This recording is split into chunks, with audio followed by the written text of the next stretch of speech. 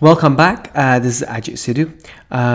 We just went through module 1 and now this is module 2. This module is slightly longer, so I'll see how we go. I might break it up into 2 parts. So this one's titled The Children's World.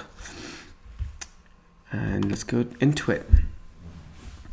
So great play covers the 3 main purposes of play, as well as just being fun. It, number 1, allows for connection, which we've spoken about, but it also addresses power and confidence issues. And number 3, it allows for the release of frustration. First and foremost, great play is about joining children in their world on their level in a way that is fun for them. This is something that we need to remember, and this sentence is such a key point. Great play is about joining children in their world. When we don't want to be forcing them to come to our world, because our world is just too big and too complicated for them. We need to join them in their world, on their level. So we actually need to get physically down to their level, not only mentally, but physically, in a way that is fun for them. So we need to figure out what they're interested in. And once we know their interest, we can follow that interest. Playing begins with an eagerness to connect with the children and a willingness to provide children with unlimited refills of love, encouragement, and enthusiasm. If we do not have the eagerness to connect with the children, then they're going to pick up on the fact that we're bored, we do not want to play. So we need to get into the state of mind that we want to play with them. Sometimes what I do, and this is just a small a life hack, a cheat that I use when I know that I'm going to be playing with children, I have a shot of caffeine.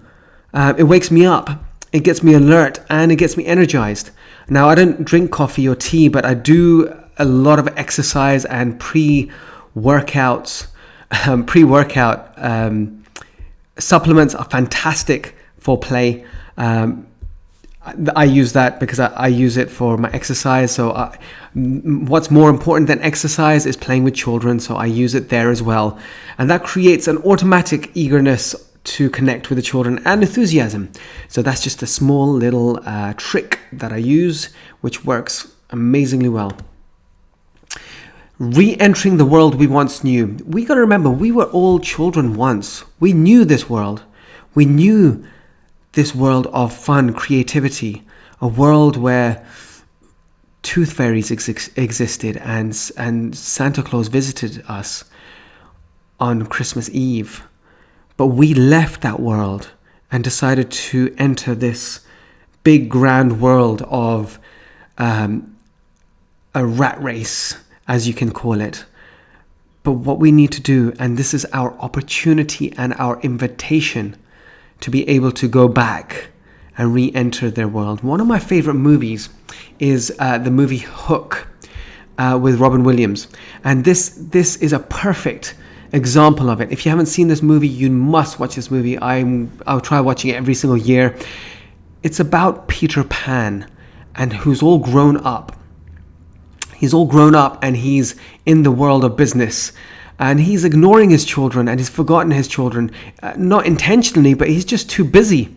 Just like we are on a daily basis. But then Captain Hook comes and decides to kidnap the children. And Tinkerbell comes and says to Peter, "You must remember who you are." And she takes him back to Neverland, where she tries to help him remember the world that he once left. And this is what we need to do on a daily basis. We need to remember that this world existed and we left it.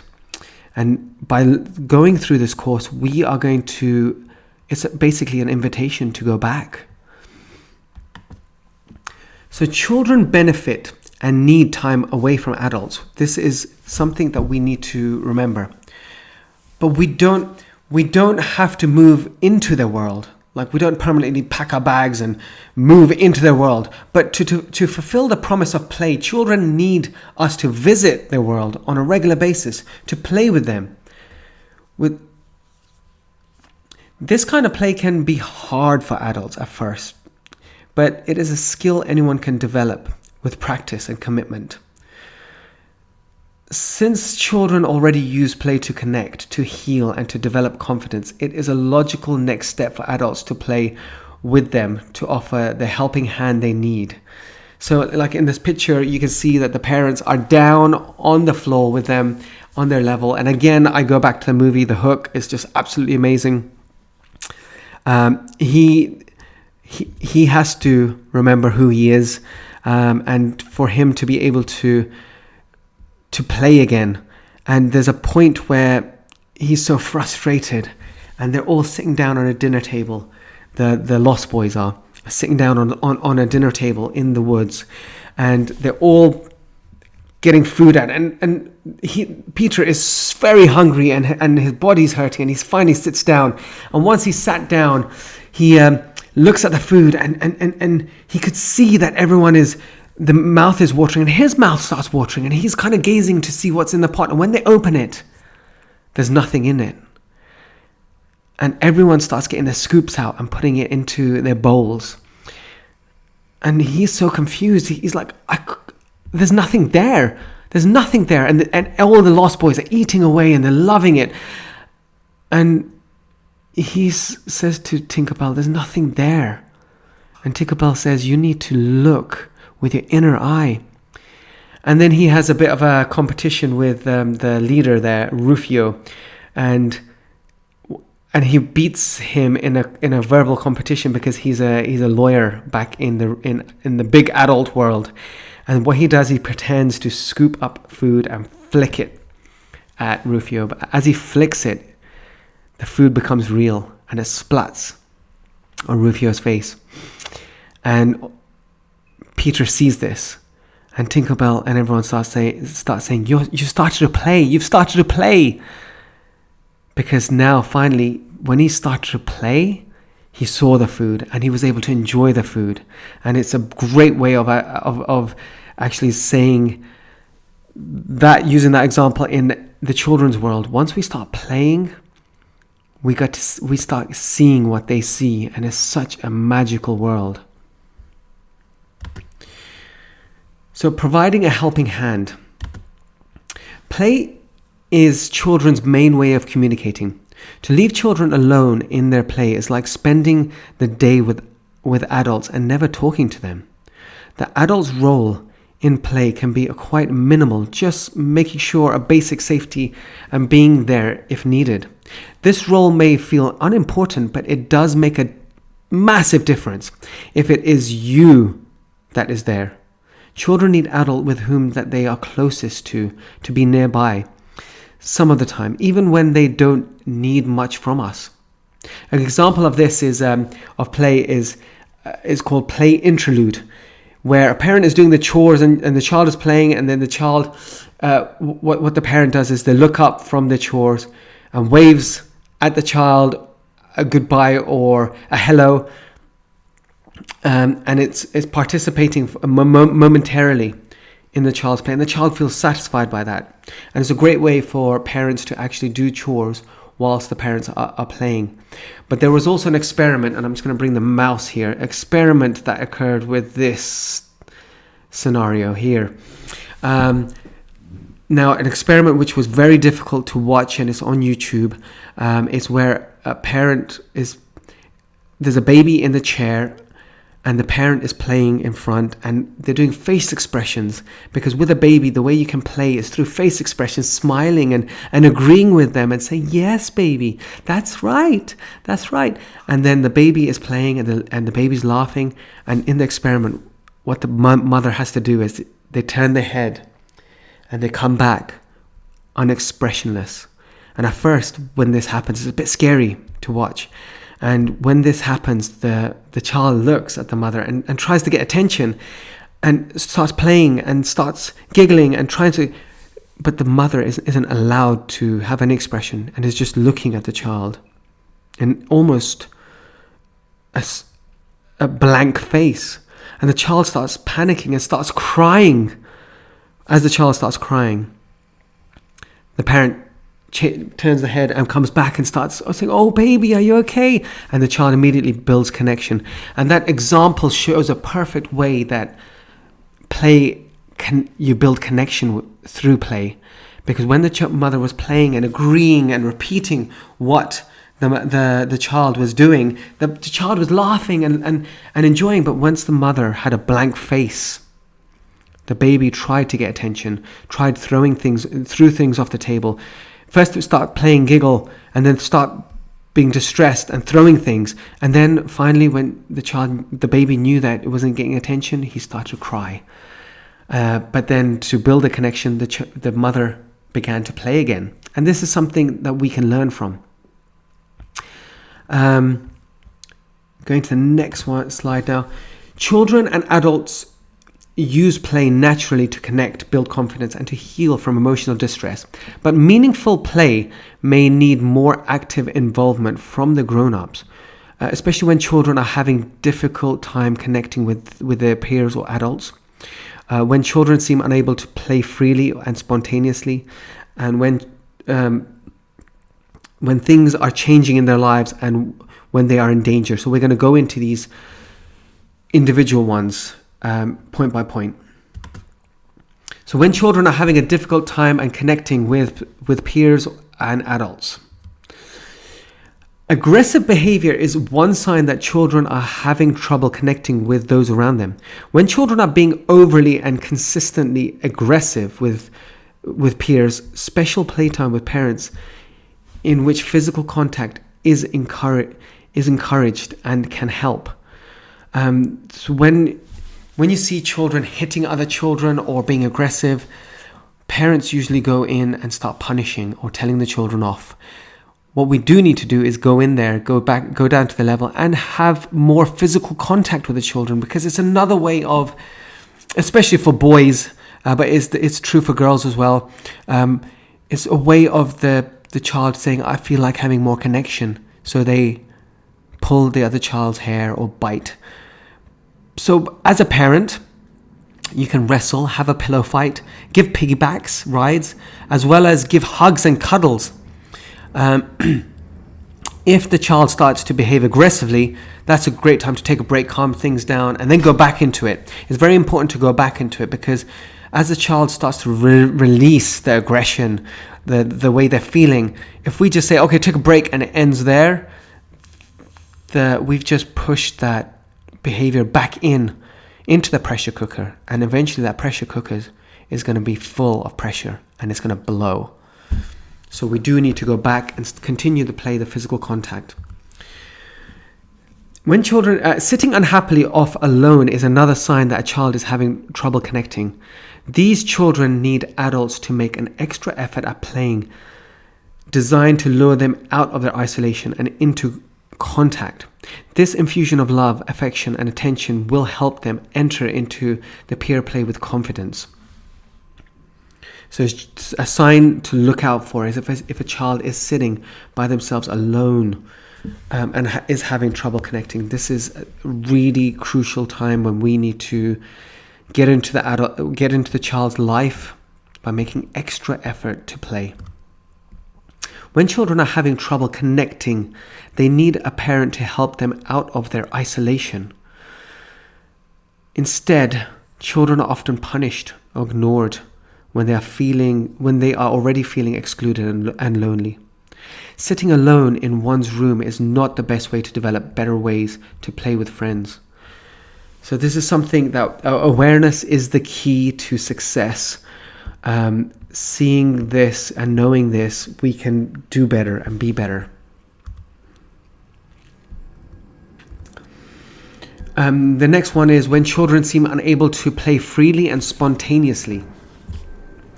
When asked, teachers describe good play as fluid, creative, imaginative, fun, adaptive, inclusive of others, and cooperative. Children need minimal input from adults during this type of play, which we see children by themselves sometimes playing, and That is usually when the grandparents come and interrupt the child and breaks their play. But we see this in our own children, and that's a good play, classified as good play. Teachers describe problem play as repetitive, stuck, aggressive, destructive, boring, or exclusive of others. With this type of play, children need adults to provide more structure, information, redirection, more enthusiasm, come up with fresh ideas, maybe more calming, extra attention, setting guidelines and limits, and also to help verbalize the behavior and feeling by saying it through words. This is really important to know that when children are actually feeling, or we're seeing the in problem play, as people would say, it's not really problem play. It's another way of them communicating that we need to get into their lives. We need to think about how we can actually structure the play. Maybe we need to intervene and break them out gently. Maybe we need to come in with enthusiasm, or maybe a fresh idea, a new idea. Maybe they just need some calming, loving, hugging touch, or just extra attention. But also saying what you see. So if a child is doing something, you say if the child is throwing things, you can actually say what you see, saying, "Oh, you're throwing the item, you're throwing that pillow. That's not good." You've just communicated to them. They know that what they've done is wrong. What parents do tend to do is say, and when I say parents, I'm a parent, we've all been through this process. "Stop throwing that. Why are you throwing that?" That's pushing the child back into their isolation. So some children seem to know all they need to know about play. Others need specific lessons in rules and skills and sportsmanship. Teaching these lessons is another obvious role for our adults. So when we see this type of play, we need to be in there to show them the rules and skills and sportsmanship on how to play the sport. The next one is when things are changing in children's lives. So, for example, a mum of 3 who has just had a new baby could find it very difficult to play with the older children. So a game with her, one little game, this is an example of a parent from our nursery. They told us this and it worked wonders, and we tried it with our children as well. It works great when you have 2 children of different age. So you can play the love egg over the head game. So the game was in the example here, the 2 older children, in which she would fill them up with love and then break the imaginary love egg over their heads. So as she had their newborn baby, the other child, she would fill love and give him hugs, and then get an egg and pretend to crack it over the head and pour that love all over, whilst spreading it, like touching the face and over the arms and over the body, which is building a connection between the mother and the child. This little game helped her older children to feel connected to her while she devoted time to the caring for their newborn. The next one is when children are in danger. There are times when it is dangerous to let the children work things out on their own. When children have had a bad experience or feelings and they have nowhere to go with them, they can end up acting these feelings out on others. These children need play experiences that will interrupt and rechannel their aggressive impulses. Other children respond to bad experiences and feelings by becoming timid and fearful. These children need play experiences that will help them to be more assertive and to trust the world enough to come out of their towers of isolation and powerlessness. Children's difficulties do not always sort themselves out if the children are left alone, as much as busy parents and teachers wish they would. So we do need to know that. We do need to understand that. When children are being aggressive, we do need to be in there to interrupt and rechannel. That's a great way to break the play, is to interrupt the play if it's getting aggressive, and then rechannel that into something else. But there's also times when the child is feeling timid and fearful, and that's when we need to, maybe a role reversal is great for this, where you're the bumbling clown, to make them laugh, and then they're not fearful anymore. The importance of getting down on the floor. This is a huge point, and I think I'm going to stop this module here halfway, because I do want to emphasize this point, because this is the key, I believe, to parenting success. It's the reason why everyone listens to Santa and Santa is able to communicate with everyone. This is the reason why some people have the power to connect with children, and as bystanders you think, oh, I wish I had that. This is the keys to the vault that contains the unlimited love. So I'm going to stop there, and we'll meet again in part 2 on this.